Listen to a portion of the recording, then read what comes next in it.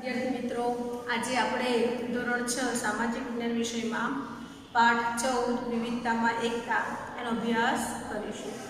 અગાઉના લેક્ચરમાં આપણે ચર્ચા કરી હતી, માત્ર પ્રસ્તાવના જોઈ હતી કે ભારતમાં અલગ અલગ ધર્મ પાળતા, અલગ અલગ ભાષાઓ બોલતા, અલગ અલગ તહેવારોની ઉજવણી કરતા લોકો રહે છે.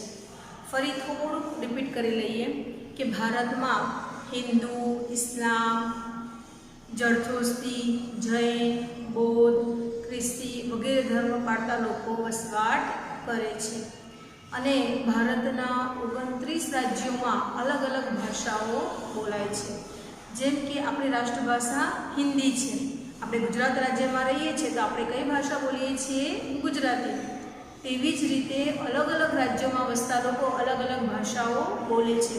જેમ કે મરાઠી, કોંકણી, પંજાબી, બંગાળી, ઉડિયા, મલયાલમ, તમિળ, તેલુગુ, હિન્દી, કાશ્મીરમાં ઉર્દુ, તો આવી બધી ભાષાઓ ભારતમાં બોલાય છે. આપણા સંવિધાને 22 ભાષાઓની માન્યતા આપી છે, જેમાં ભારતના રાજ્યોનો રાજ્ય વહીવટ થઈ શકે છે. તો આવી રીતે ભારતમાં અલગ અલગ ધર્મ પાળતા લોકો, અલગ અલગ ભાષા બોલતા લોકો અને અલગ અલગ તહેવારોની ઉજવણી કરતા લોકો રહે છે. જેમ કે મહારાષ્ટ્રમાં ગણેશ ચતુર્થીનો તહેવાર ધામધૂમથી ઉજવાય છે, તો ગુજરાતમાં નવરાત્રિ, તો મહારાષ્ટ્રમાં ગણેશ ચતુર્થી, પંજાબમાં વૈશાખી, રાજસ્થાનમાં હોળી, તીજ, તો બંગાળમાં જોઈએ તો દુર્ગા પૂજા. તો આવી રીતે અલગ અલગ રાજ્યોમાં અલગ અલગ તહેવારો ખૂબ ધામધૂમથી ઉજવાય છે. આપણે પણ ઘણા બધા તહેવારો ધામધૂમથી ઉજવીએ છીએ, પરંતુ આપણા રાષ્ટ્રીય તહેવારો એવા છે જે સમગ્ર ભારતની પ્રજા એક સાથે ઉજવે છે. તો આપણે આટલી ચર્ચા કરી. પછી તમને એક પ્રવૃત્તિ નીચે આપેલી છે, એમાં છે કે અલગ અલગ રાજ્યોમાં અલગ અલગ ડાન્સ ફોર્મ જોવા મળે છે. તો ચાલો આપણે થોડીક એની ઝાંખી જોઈ લઈએ.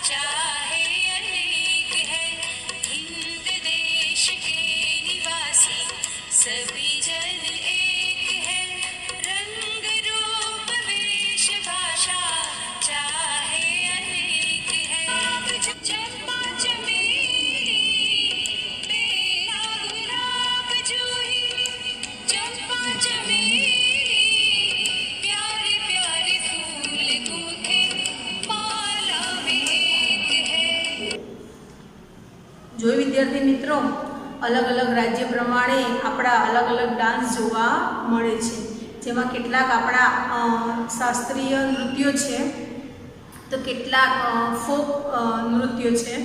તો આવી રીતે ભારતના અલગ અલગ રાજ્યોમાં અલગ અલગ નૃત્યો જોવા મળે છે. અહીંયા મેં તમને માત્ર થોડા ઘણા જ ચિત્રો આપેલા છે. તો ચાલો હવે વાત કરીએ કે આપણા દેશમાં આટલી બધી વિવિધતા શા માટે છે.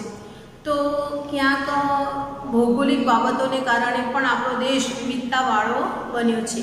ભારતનું ભૂપૃષ્ઠ બધી જગ્યાએ એક જેવું નથી. ક્યાંક ઊંચા પર્વતો છે, તો ક્યાંક રણ પ્રદેશ છે, તો ક્યાંક દરિયા કિનારો છે, તો ક્યાંક ઉચ્ચ પ્રદેશ જોવા મળે છે. તો આમ ભૂપૃષ્ઠને કારણે, આબોહવાને કારણે લોકોના ખાન પાન, રહેણી કરણી બધામાં જુદાપણું જોવા મળે છે. જેમ કે કાશ્મીરમાં બહુ જ ઠંડી પડે છે, કારણ કે હિમાલય પર્વતમાળ નજીક આવેલું રાજ્ય છે, એટલે તો ત્યાં વસતા લોકો એ લાંબી બાયવાળા વસ્ત્રો પહેરે છે અને ગરમ વસ્ત્રો પહેરે છે.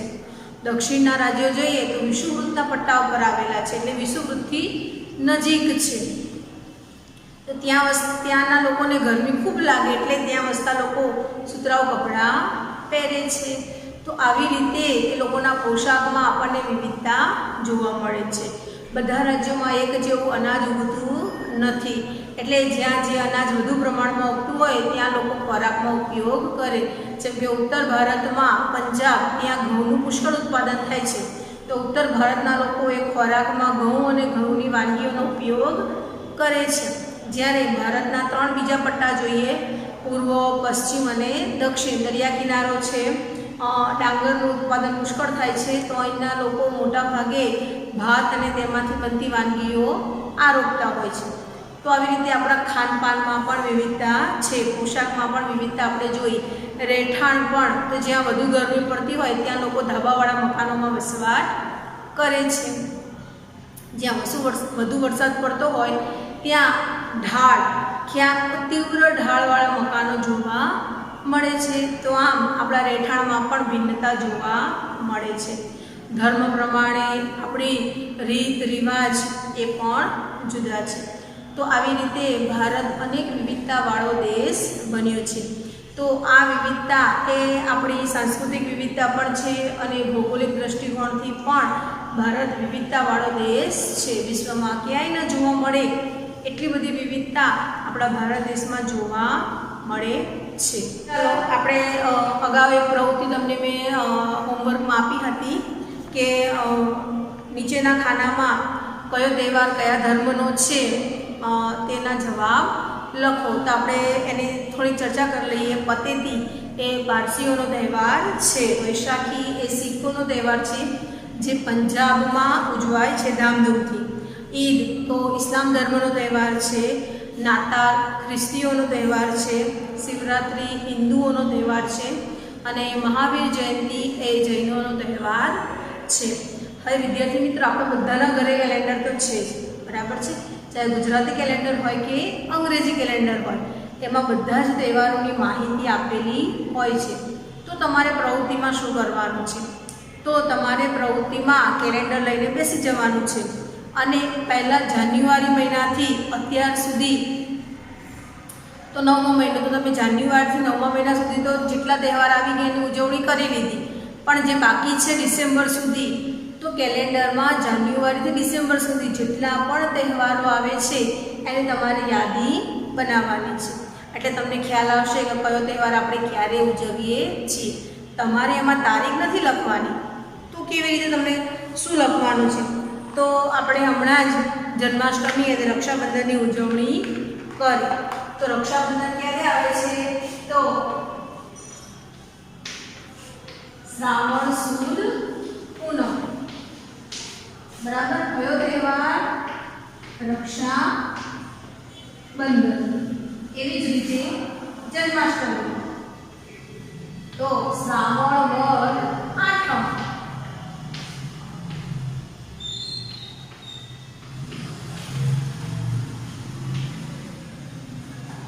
એવી રીતે હોળી તો ફાગણ સુદ પૂનમ.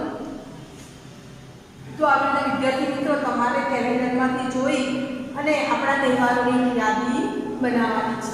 હવે તમને એવું થાય કે ઈદ, તો કેલેન્ડરમાં લખેલું હશે કે રમઝાન હશે, તો રમઝાન મહિનો લખેલો હશે, બરાબર છે. અને એની તિથિ પણ લખેલી હશે, બીજ, બરાબર. તો પારસીઓનું વર્ષ હશે તો એમનો પણ મહિનો લખેલો હશે. તો આવી રીતે આપણે તહેવારોની યાદી બનાવવાની છે. તમારી પાક્કી નોટબુકમાં જ તમારે આ યાદી બનાવવાની રહેશે. પછી તમને આપ્યું છે કેટલાક નૃત્યોના નામ. તો અગાઉ તમે જે વિડીયો જોયો એમાં આપણે બધા નૃત્યોની યાદી લખેલી છે. અહીંયા તો માત્ર આપણને 4 જ આપી છે, બરાબર છે. પરંતુ આપણે ફરી રિપીટ કરી લઈએ કે ભરતનાટ્યમ તો એ આપણું ભારતનું રાષ્ટ્રીય નૃત્ય છે, પણ પ્રદેશ પ્રમાણે જોઈએ તો એ તમિલનાડુનું રાજ્ય નૃત્ય છે. કથકલી તો કેરળ, તો કેરળમાં 2 નૃત્ય જોવા મળે છે, કથકલી અને મોહિની અટ્ટમ. કર્ણાટક તો યક્ષગાન, આંધ્રપ્રદેશ તો કુચીપુડી, અસમ તો બિહુ, મણિપુર તો મણિપુરી, પશ્ચિમ બંગાળ તો છાઉ નૃત્ય, રાજસ્થાન તો ઘુમર, ગુજરાત તો રાસ ગરબા, પંજાબ તો ભાંગડા. તો આવી રીતે વિદ્યાર્થી મિત્રો, હોમવર્કમાં તમારે આની યાદી બનાવવાની રહેશે. એ હું તમને પછીથી ફોટા મૂકી અને બતાવીશ. હવે જોઈએ કે વિવિધતામાં એકતા. તો ભારતીય સંસ્કૃતિ વિશ્વની પ્રાચીનતમ સંસ્કૃતિઓમાંની એક છે. આપણે અભ્યાસ કર્યો આગળના પાઠમાં કે ભારતીય સંસ્કૃતિ એ સૌથી પ્રાચીનતમ સંસ્કૃતિ છે, સિંધુ ખીણની સંસ્કૃતિ છે. આપણા દેશની પ્રજા ખોરાક, પોશાક, રહેઠાણ, ધર્મ, ભાષા, રીત રિવાજ, તહેવાર વગેરે બાબતોમાં ભિન્નતા ધરાવે છે, છતાં પણ આપણને બધા એકબીજાથી ભાવાત્મક એકતા રહેલી છે. આપણે એકબીજાની લાગણીઓ સાથે જોડાયેલા છીએ. એટલે આપણામાં શું રહેલું છે? તો ભાવાત્મક એકતા રહેલી છે. વિવિધતામાં એકતા એ આપણી સંસ્કૃતિનું એક આગવું અને વિશિષ્ટ લક્ષણ છે. જુદા જુદા ધર્મો, ભાષાઓ તથા જાતિઓના લોકો પોતાના રાષ્ટ્ર માટે પ્રેમ, સન્માન, દેશ માટે ત્યાગની ભાવના તથા તાદામ્યની લાગણીઓ એક સમાન અનુભવે છે. એને કહેવાય રાષ્ટ્રીય એકતા. ભારત દેશ ઉપર જો કોઈ આપત્તિ આવી પડે તો આપણને બધાને એવું ફીલ થાય, આપણે એવું મહેસૂસ કરીએ કે મારે મારા દેશ માટે કંઈ કરવું છે, મને મારા દેશ માટે ખૂબ જ પ્રેમ છે, ગૌરવ છે. આજે તમે જો કે ખેલાડીઓ રમે છે તો કોના માટે રમે છે? તો ભારત દેશ માટે રમે છે. જ્યારે મેચ ચાલતી હોય છે ત્યારે અલગ અલગ દેશના ખેલાડીઓ રમતા હોય છે. જ્યારે ભારતની ટીમ રમતી હોય છે ત્યારે રમનાર ખેલાડી કોઈ પણ રાજ્યનો હોય, પરંતુ એ મારા દેશનો નાગરિક છે અને એ જીતે છે ત્યારે આપણે ઘરે બેઠા બેઠા તાળીઓ પાડીને એને વધાવીએ છીએ. આપણે એની જીત ઉપર પેંડા કે મીઠાઈ વેચીએ છીએ. તો એ બતાવે છે આપણને આપણા દેશ પ્રત્યે રહેલો પ્રેમ. જો કોઈ રાજ્યમાં કોઈ કુદરતી આપત્તિ આવી પડે અને આપણે મદદ કરવા આગળ આવીએ છીએ તો એ આપણામાં રહેલો દેશ પ્રેમ છે. તો આ આપણામાં રહેલી રાષ્ટ્રીય એકતા છે. ત્યારે આપણે એવું નથી વિચારતા કે હું આ રાજ્યનો છું ને આ રાજ્યમાં આપત્તિ આવે તો હું મારા રાજ્યના લોકોની મદદ કરીશ. નહીં, આપણે એવું વિચારીએ છીએ કે ભારતના કોઈ પણ રાજ્યમાં જો આપત્તિ આવે છે તો ત્યાં વસતો વ્યક્તિ એ મારો ભાઈ છે, મારા દેશનો નાગરિક છે અને એના પ્રત્યે આપણને લાગણી અનુભવાય છે અને આપણે એની મદદ કરીએ છીએ. તો એ આપણામાં રહેલી રાષ્ટ્રીય એકતા છે. રાષ્ટ્રીય એકતાથી રાષ્ટ્રનો આર્થિક, સામાજિક અને ઔદ્યોગિક વગેરે ક્ષેત્રમાં વિકાસ થાય છે. વિવિધતાઓની વચ્ચે પણ લોકો શાંતિ, સલામતી અને સમૃદ્ધિ પ્રાપ્ત કરે છે. તેથી જ ડૉક્ટર રાધાકૃષ્ણ સર્વપલ્લી, જે ભારતના પ્રથમ શિક્ષણ મંત્રી કહી શકીએ અને ઉપરાષ્ટ્રપતિ હતા, તેમણે કહ્યું છે કે જો આપણે એક રાષ્ટ્રના રૂપમાં જીવિત રહીશું તો આપણે સૌએ રાષ્ટ્રીય એકતાને સ્વીકારવી રહેશે. આઝાદીની લડતમાં દેશવાસીઓએ રાષ્ટ્રપ્રેમ અને સમર્પણની ભાવના થકી રાષ્ટ્રીય એકતાના દર્શન કરાવ્યા હતા. અને વિવિધતામાં એકતા એ આપણા દેશની વિશેષતા છે. તમને ખબર હશે કે ભારત એ ગુલામ હતો અને આપણને આઝાદી મળી 1947માં. તો જ્યારે આપણને આઝાદી મળી એની પહેલાં આપણા લોકોએ બહુ જ આઝાદી મેળવવા માટે પ્રયત્નો કર્યા, ઘણા બધા આંદોલનો કર્યા અને ત્યારે એમણે કોઈ નાત જાતના ભેદભાવ વગર બધી પ્રજા એક થઈ અને અંગ્રેજોની સામે લડી અને પોતાની એકતાના દર્શન કરાવ્યા. અને એટલે અંગ્રેજો જાણી ગયા હતા કે હવે ભારતમાં ટકવું મુશ્કેલ છે, હવે ભારતમાં ટકી શકાશે નહીં. કારણ કે સમગ્ર ભારતની પ્રજા કેવી થઈ ગઈ હતી? એક. પહેલાં એ છૂટી છવાઈ હતી. ભારત નાના નાના રાજ્યોમાં વહેંચાયેલું હતું, પરંતુ આ બધી પ્રજા એક થઈ એટલે અંગ્રેજો ભારત છોડીને ચાલ્યા ગયા. આમ એકતામાં ઘણી જ તાકાત રહેલી છે અને એ તાકાતના દર્શન આપણને આઝાદી વખતે થયા હતા. અલગ અલગ ધર્મના લોકો, અલગ અલગ ભાષા બોલવાવાળા, અલગ અલગ પ્રદેશવાળા લોકો એક થઈ અને અંગ્રેજોની સેના સામે લડ્યા હતા. આપણા બધા માટે એમણે ગોળીઓ ખાધી, જેલમાં ગયા અને ખૂબ જ દુઃખ એમણે વેઠ્યું અને આજે આપણને આવી મહામૂલી મોંઘી આપણને આઝાદી મળી છે અને જેનું ઋણ આપણે ક્યારેય ચૂકવી શકીએ નહીં. રવિન્દ્રનાથ ટાગોર રચિત આપણા રાષ્ટ્રગીત પણ રાષ્ટ્રીય એકતાની અભિવ્યક્તિ કરે છે। આ ગીત આપણને શું સમજાવે છે? તો આ ગીત આપણા લોકોમાં રહેલી રાષ્ટ્રીય એકતા, એ રાષ્ટ્રીય ભાવના, સમર્પણની ભાવના, ત્યાગની ભાવના સમજાવે છે કે એ લોકોએ કેટલો મોટો ત્યાગ કર્યો હતો। જેમ કે ભગતસિંહ, રાજગુરુ, સુખદેવ આપણા માટે ફાંસી પર ચડ્યા હતા। મંગલ પાંડે જે પ્રથમ શહીદ ગણાય છે, એ આપણા માટે એણે ફાંસી લીધી હતી। તો એને પોતાને એકની આઝાદી નહોતી જોઈતી, એને સમગ્ર ભારતને, ભારતના વાસીઓને આઝાદી અપાવી હતી। તો જેટલા પણ ક્રાંતિકારીઓ, આંદોલનકારીઓ કે જેટલા પણ શહીદ થયા છે, નામી અનામી શહીદો, કારણ કે આપણને કેટલાના નામ મળે છે, પરંતુ ઘણા બધા લોકોએ પોતાનો જીવ આપ્યો છે અને એના બદલામાં આપણને આઝાદી મળી છે। તો એ એમની સમર્પણની ભાવના હતી કે આજે અમે લડીશું તો અમારી પેઢીઓ એ અંગ્રેજોની ગુલામીમાંથી મુક્ત થઈને રહી શકશે।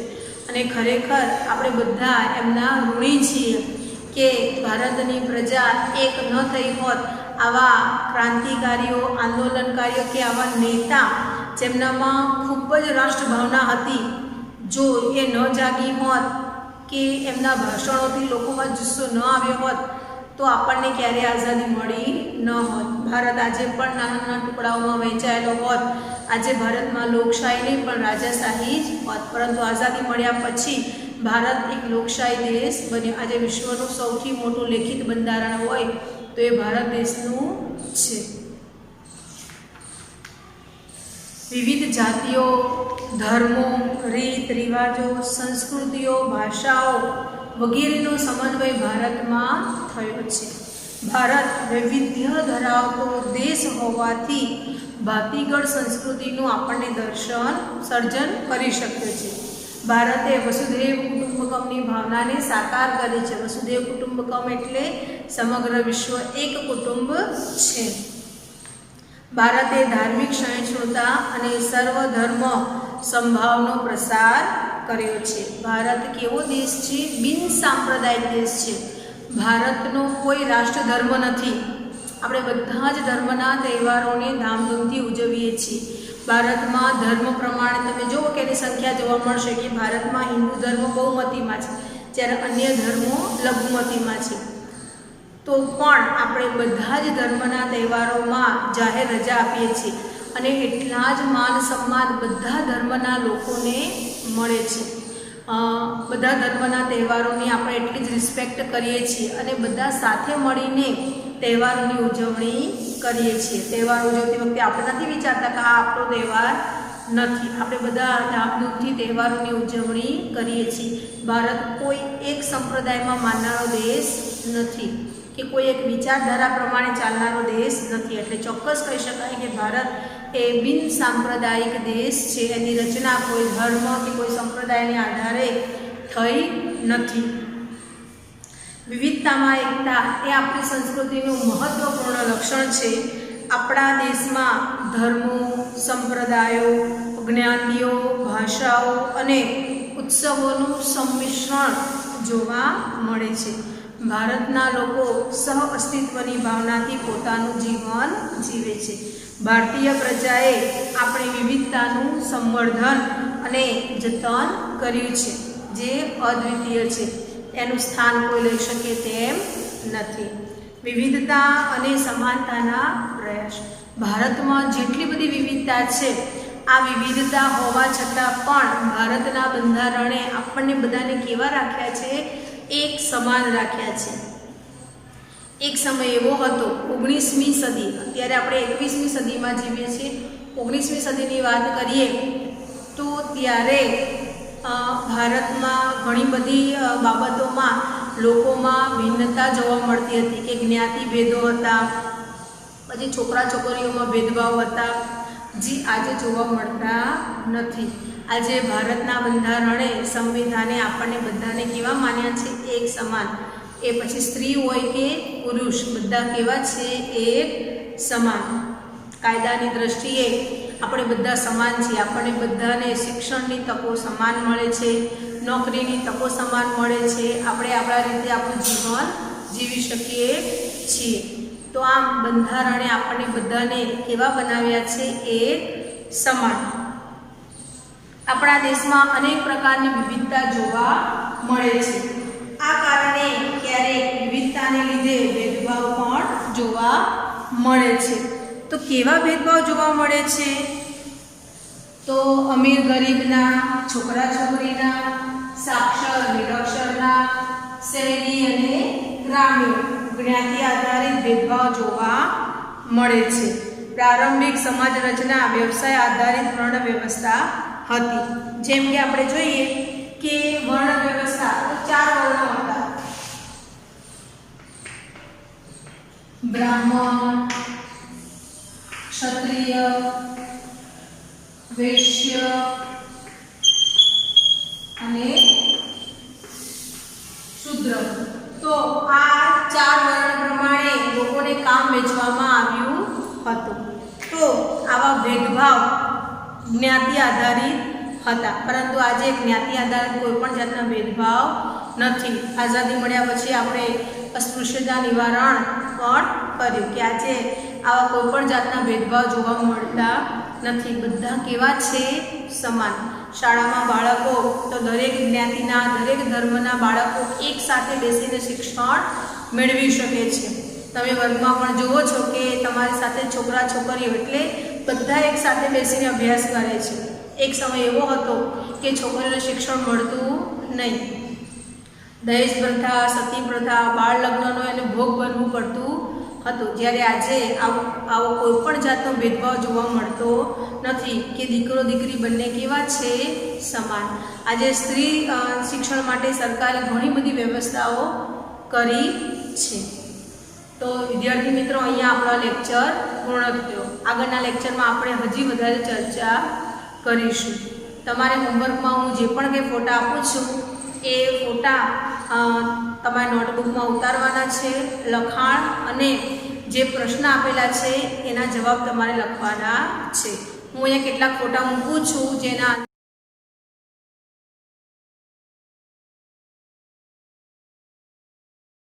આધારે તમારે આપણા રાષ્ટ્રીય પ્રતીકો, તો રાષ્ટ્રીય પ્રતીકોના મેં માત્ર એક યાદી મૂકી છે, એના આન્સર તમારે જાતે લખવાના રહેશે. જેમ કે રાષ્ટ્રીય પ્રાણી તો વાઘ એ રાષ્ટ્રીય પ્રાણી છે. રાષ્ટ્રીય વિરાસત પ્રાણી તો હાથી.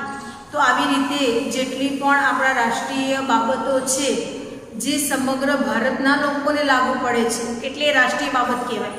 તો એની યાદી તમારે બનાવવાની રહેશે. અસ્તુ.